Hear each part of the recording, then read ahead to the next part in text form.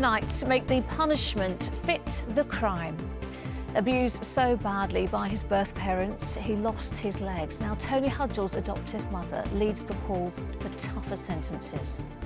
I've seen so many child abuse cases where they've just got such lenient sentences of 6, 8 years, even when the child has died. Sarah Everard's parents are also part of the new campaign launched today. We'll have all the details.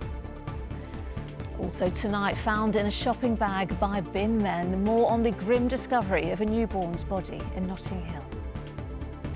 As the Met looks to possibly disband its Royal Parks unit, is the safety of Londoners being put at risk? And I have, as it were, an important announcement to make about the 2012 Anno Domini London Olympiad. He is a master mimic and he's on tour. John Culshaw is here to make his best impression. Good evening. The parents of Sarah Everard, who was murdered by a serving Met police officer, have joined other families calling for tougher sentencing for serious violent and sexual criminals. Sarah's killer received a whole life order, which Jeremy and Susan Everard say was some relief and reflected the enormity of his crime. But many other families say justice is not being served. Tony Hudgell was just 41 days old when he was viciously attacked by his birth parents. His injuries so bad he lost both of his legs. Well, they were jailed for 10 years in 2018. Tony's adoptive mother, Paula, is also part of the campaign group now calling for punishment to fit the crime. She spoke to Helen Keenan. That glass building over there with the dome on is where Tony spent 3 months fighting for his life. And I remember always looking out at the top of there as well and over at Houses of Parliament. And little did I know back then that we'd be over here making changes. Tony Hudgell had both his legs amputated as a baby after a vicious assault by his birth parents. Paula, his adoptive mum, wants better protection for children and stronger justice for those that hurt them. She is in a group meeting with MPs and calling for serious violent criminals to receive tougher sentences. We were very, very lucky with our case that we got a maximum sentence. But I've seen so many child abuse cases where they've just got such lenient sentences of 6, 8 years, even when the child has died, and at the time they would be out and halfway through their sentence as well. Have you spoken to Tony about this? What does he think? Yeah, I mean, he absolutely sees how important all this is, not just for us, but for others. Justice for Victims is being led by the parents of murdered Sarah Everard, abducted in Clapham by then-serving Met police officer Wayne Cousins. They told us, although nothing can alleviate the sense of loss, it is a relief to us that our daughter's murderer received a whole life order. It made us feel that the enormity of his crime was recognised and that our daughter's life was valued. We know of other families in similar circumstances who have not had this small comfort. Aisha says she is one of them. Her cousin Jan was murdered in 2018, her body found in the freezer of a sex offender's house in Canning Town. He got 38 years, but he's been there a couple of years already. So in his 70s, he'll be out walking, seeing his family, getting on with his normal life, where Jan will not have that anymore. She won't see her family, her kids, but he will. And that's not the justice that we want. It's not fair. And MPs supporting the families today appealed directly to the Prime Minister. They've come together to say with one voice that it's time for us to start ensuring sentences truly deliver justice for victims and their families. Would the Prime Minister agree to meeting with them in future to hear their stories firsthand? I look forward to meeting them in the future, because we must prioritise victims and make sure sentences punish offenders and protect the public. So what did you make of that response? What happens next? Hopefully we'll get a meeting with them, with the Prime Minister sooner rather than later for the group. And then it's the start of a conversation really with MPs, with the government, about what can we do to ensure that when there are these very, very serious crimes committed, that the victims and their families feel like justice is being done.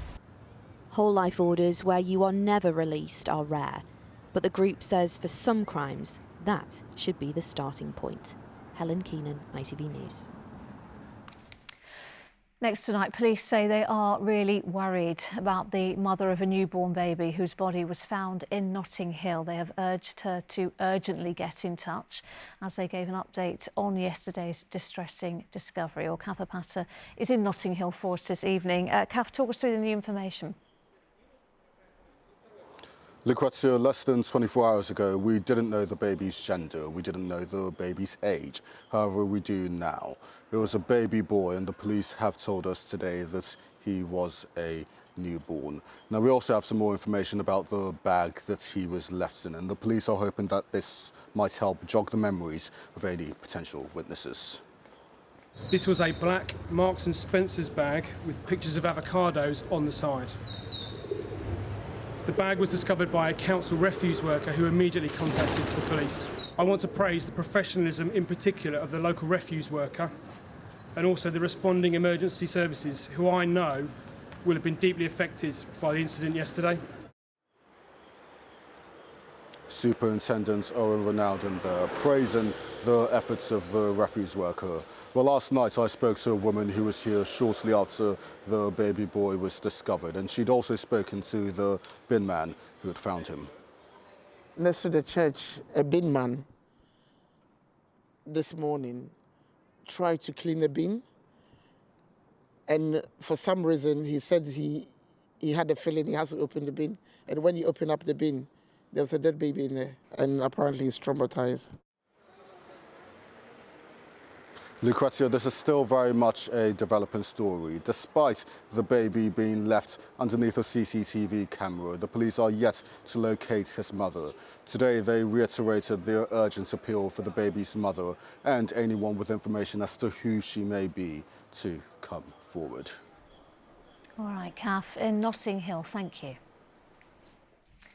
Now, people living in an apartment block in Mile End are taking legal action after claiming their homes have become unlivable.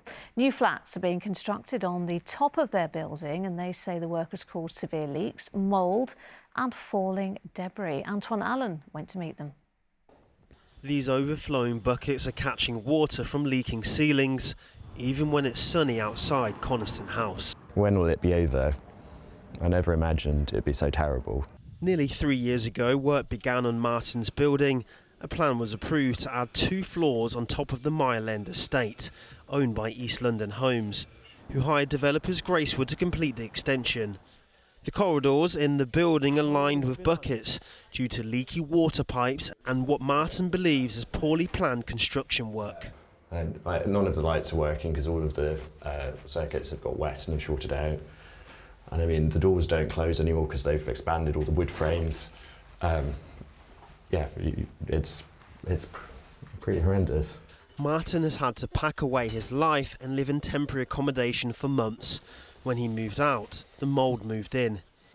Martin's story is one of many across the estate. East London Homes can't confirm when his view won't still be a construction site. Our estate has been a building site for over a decade because the compound here has never been cleared out from earlier regeneration in the estate. I was apprehensive that this was not going to be finished as quickly. Martin's flat surprisingly isn't the worst. A landlord showed me his inside swimming pool filled by a leaking roof. Despite the shocking amount of full buckets, this is just a small example of the leaks and construction issues that have plagued this building. There are some people who've been given temporary accommodation, but those people that have had to stay are, well, living with this, the smell of mould and the fear that this water will combine with the electricity and cause a fire. This disabled resident says the mould has affected her health. She wants to remain anonymous, but feels compelled to make sure she does not suffer in silence for the sake of her family. My son is 11, he never seen me pain, but since this started, yes, he starts to, as soon as he saw me coughing, he will panic. Mummy, are you all right? In a statement, East End Homes told ITV News, "We are very sorry that residents have had these experiences and we thank them for their patience and cooperation.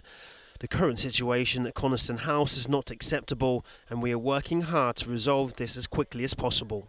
With no end in sight, at least 14 residents are now involved in a group claim for financial compensation.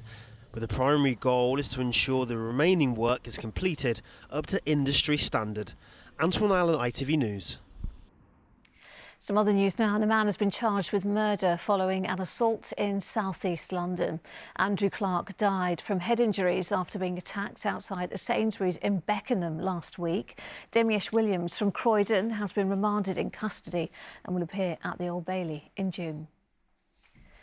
Police are appealing for help to find a missing 12-year-old boy. Joel was last seen leaving an address in Hounslow last Friday and is thought to have travelled to Bromley. He is slim with black hair and was last seen wearing a black hat, blue tracksuit and a black jacket. And it's been confirmed that the maternity unit at Hampstead's Royal Free Hospital will close. Officials say it's due to falling birth rates in the area. The changes are not expected to come in for at least 2 years. Now listen up, if you are a cyclist, from next Monday there are new rules about the kind of bike you can take on public transport. Some e-bikes will be banned on most services because of fire safety risks. But as our political correspondent Simon Harris reports, despite the fears, there is still one place they will be permitted. When a food courier's e-bike burst into flames on an underground station, the tube unions demanded action. Now Transport for London has decided to ban all non-folding e-bikes and e-scooters from the Underground, Overground, Elizabeth Line and DLR. But have TfL bosses overreacted? They've got to control the sale of dodgy conversion kits off the internet. They've got to make sure people understand how dangerous they are. But going after people who've got a perfectly safe, legal e-bike that happens not to fold just seems extraordinary. London Fire Brigade says it sees an e-bike or e-scooter fire almost every other day. They often involve pedal bikes fitted with DIY conversion kits. But there's one part of the TfL network where the ban won't apply. And that's the bike bus taking cyclists through the new Silvertown Tunnel. The Silvertown Tunnel cycle shuttle bus will be London's first bike bus. Even if an e-bike spontaneously combusts, TfL thinks it shouldn't pose a risk to passengers. We've designed it so that there is a safe area for electric bikes to go in, and there are clear access routes if people needed to get off the bus very quickly if there was the case of the fire. So our risk review has shown that we think it's acceptable to carry electric bikes on the shuttle. The shuttle bus for bikes will launch on April the 7th when the Silvertown Tunnel opens. Cycling campaigners were already sceptical about it. Cyclists don't tend to wait for buses. It's just not what people do. So the idea that they're going to pull up here and a very, very small number of them are then going to get on a bus after 10 minutes is just not the right approach here. E-bikes and e-scooters are already banned from London's buses and trams. From Monday, they won't be allowed on TfL trains or tubes either. Simon Harris, ITV News. Still to come. No more questions from your organisation. This is disgusting. This is terrible. Making an impression, man of 1,000 voices, John Caulshill will be here. Plus, I'm whispering because I'm in a gallery, but here's some clues as to who I'm meeting. They love dresses, they can sing, and they're a sir. Hang on in there, I'll tell you who very soon. First, though, as the weather warms up, Londoners in their thousands begin to flock to the capital's royal parks. But a potential change in how the parks are patrolled is causing some concern. Huge financial problems have led to the Met considering scrapping the dedicated park police. The force says tough choices have to be made, but regular park users say they're worried about their safety. Rags Martel reports. Picture perfect and peaceful. An image of people and wildlife protected. But the Royal Parks Police could be about to go under cost-cutting plans being considered by the Met. Would you miss the Royal Parks Police if they went? I would. Why? I think you definitely need them here. You have cyclists, I'm afraid, cycling far too fast and using it as a velodrome, and I think you just need to keep the park safe. They're not important when nothing goes wrong. They're very important when something goes wrong. I think there's a role for the rangers to be more involved rather than police. The Royal Parks Police look after London's largest green spaces. Think Richmond, Greenwich and Hyde Park. But rather than having dedicated patrols, they could soon be replaced by regular officers. The Royal Parks Police have been around since 1872, but Even now, there aren't that many of them. At the last count, their operational command unit numbered fewer than 100 officers. Friends of Richmond Park believe specialist police officers are needed in what is not only a huge urban park, but also a wildlife reserve at the same time. But they do an astonishingly good job considering the scale of the place. In here, they're looking after the safety of 5.5 million visitors a year to this place. Astonishing. No one thinks of Richmond Park as being unsafe. That's not a coincidence. You know, it's a very specialist form of policing. They really know the park. They really understand how to look after the green spaces, the wildlife, how to deal with the antisocial behaviour, wildlife crime. So it's really, really disappointing.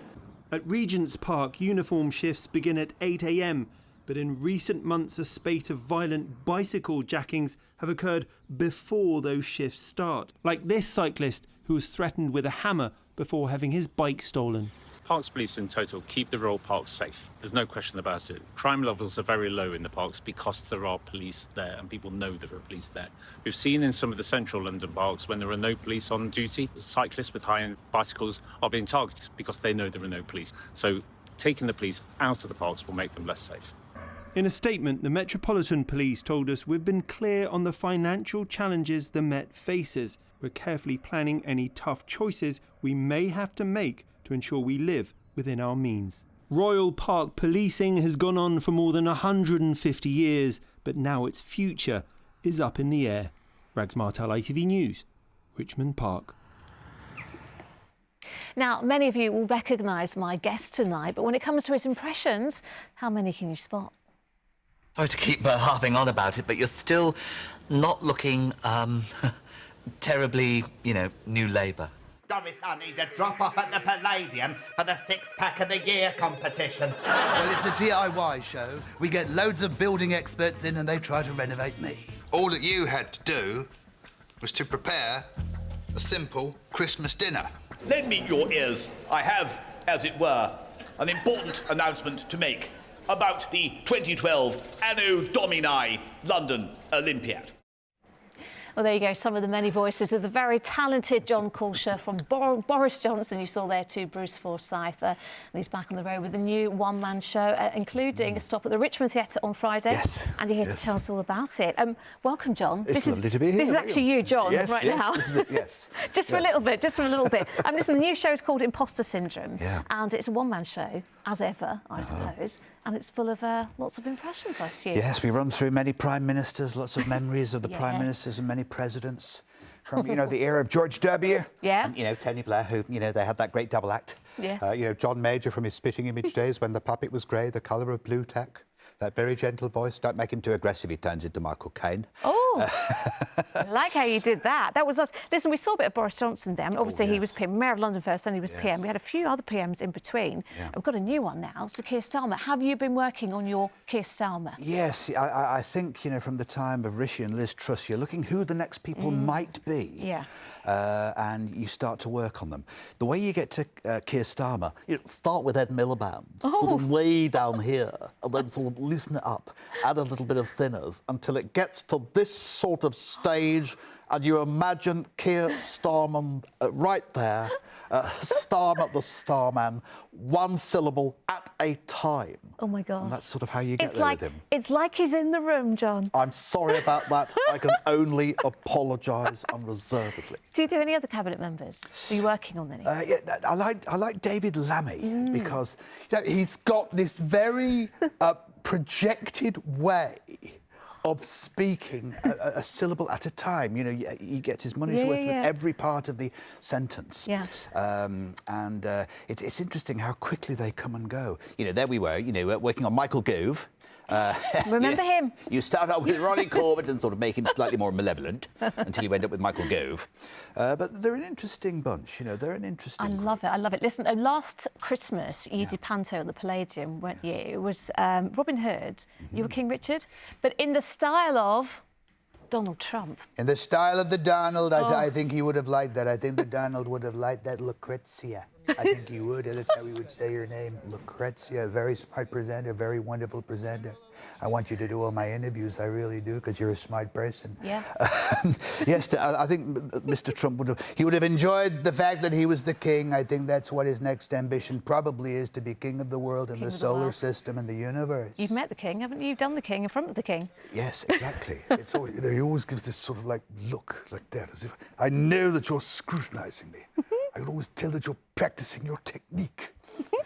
Who's your favourite to do if you had to pick one? Can you even pick one? Yeah, well, I think I always enjoy Professor Brian Cox because it just sort of opens up and it takes in the wonders of the cosmos and the fact that we are all made from star stuff. And it gives you, I quite like Paul McCartney, Paul McCartney's Macca's very kind of, anecdotal now, a great raconteur, so he's great. Yeah. But, You were very involved in Spitting Image, weren't you? Of Yes. course. It is, in some ways, a very worrying time, but rich ground for political satire right now. Yeah. I mean, you must be kind of loving it at the moment. It is. It's news changes fast, characters change very fast. Yeah. And you can't just do the observational jokes. It's got to be underwritten by the satirical point. I think more than ever, people now need comedy to get at a sense of the truth. And so, Dead Ringers and Spitting Image, that's what it was There'll be lots of all that in the about. show. And the last 20 seconds to tell us you're very interested in astronomy. It is astrology then. Yes. Astronomy. Yes. Something's happening on Saturday. There is a partial solar eclipse visible Saturday morning. We will see it in London, aren't we? We will see it, weather permitting. About a third of the sun will be blocked out by the moon. It'll be extremely interesting to look at. I didn't think I'd be talking to you about that. John Corshall, thank you very, very much. Oh, finally, you may know him best for his flamboyant clothes, his colourful art, or even his surprise appearance on The Masked Singer. Essex artist Sir Grayson Perry likes to challenge expectations and isn't afraid of speaking his mind. Well, his latest collection is on show at one of London's most prestigious galleries, a place he told us is not usually his cup of tea. Well, Sally Williams went to meet him. Grayson Perry's not exactly known for being quiet. From his cackle to his clothing, he's just turned 65 and is enjoying every bit of it. That's your birthday card. Oh, thank you. It was either that or I sing, so I can do both. The face said it all. We're meeting at the Wallace Collection in London, where he has a new free exhibition with a story every bit as colourful as him. A lot of the work in the Wallace is not necessarily in my normal taste range, to say. And so I was kind of looking at it. So I kind of invented an artist who was obsessed with the Wallace because of her biography. She thought that she was the rightful heiress to the Wallace collection. That's so I a brilliant invented story. her. And that's Shirley Smith, is it? That's Shirley Smith, and then she made art, because that's the great thing you can do with art, is you can make your own fantasy world. The work here ranges from pictures to pots, furniture to guns, taking him 3 years to create. On that gun, I loved just sitting there with a big box of beads and nails and coins and just sitting there and banging them on one by one for about a week, just doing that. Really? I really enjoyed it. Does sound therapeutic. That's one of the themes of the show, is the kind of, the mental health benefits of art. Not only has he won the Turner Prize, he was also recently knighted. Has that had any impact on your life at all? It's kind of fun in odd situations when someone, because you don't trumpet it, and then someone finds out and they go, oh, and they suddenly, and you see that they treat you in a little bit of a different way. It's quite funny. Grayson is well known for loving dresses, but a new passion led him to a different type of dress on The Masked Singer.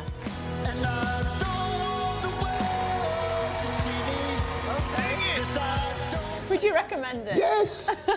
It was such fun. And you get all the publicity without any of the publicity.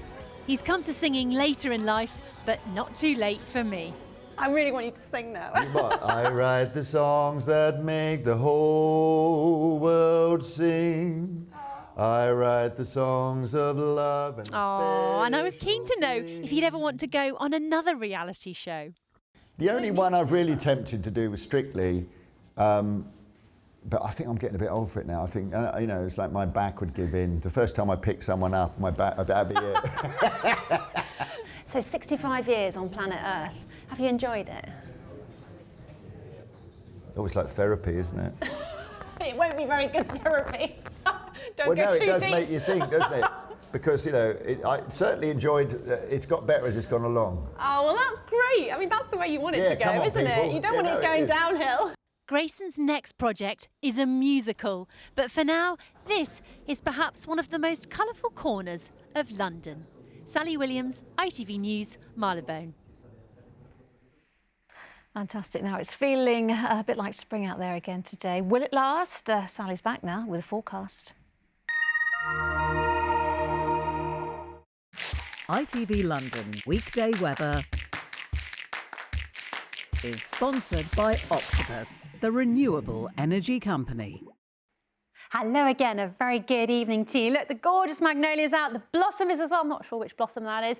And this little one still looks a bit confused. Oh well, welcome to my world, buddy. Now, our weather as we head on into tomorrow looks very similar to today, nice and warm and sunny. Bit of a change on Friday, wet and feeling cooler as well. But the good news is into the weekend, it is looking quite settled. So we'll come on to that in just a moment. Let's look at the here and now first of all. Starting off with this evening, a nice end to the day with those clear skies. Overnight, we're probably going to bring in a bit of low cloud and some areas getting some mist and fog here or there. The temperatures dropping down to those mid-single figures, so a little bit cool, but we should be frost-free. So when you wake up tomorrow morning, just watch out in some areas. It might be a bit murky, the visibility might be affected a little bit, but once that sunshine gets to work, we've got a lovely day on offer. A little bit of a rinse and repeat, some decent sunny spells, bit of cloud here or there, shouldn't spoil things too much, and those temperatures on the climb up to 16, 17, we might even squeeze an 18 tomorrow. So we'll take that for spring, won't we? Into the evening, it's staying clear, so a great end to the day. Here's the change. Watch this rain. This is heading our way overnight and into Friday morning. That's when it will probably arrive. So a bit of a wet start on Friday, clearing southeastwards through the day. Following on behind it, some brighter spells hopefully, but also potential for some blustery showers. Friday has been a bit uncertain, so we're keeping an eye on it. One other thing, it's going to feel cooler on Friday. Into the weekend, temperatures attempt to recover a little bit and a bit brighter too. That's it. Octopus Energy sponsors ITV London weekday weather. Thanks, Sally. And that's it from us. The evening news is next with Romilly, but for now, from all of us on the London team, bye-bye. Enjoy your evening.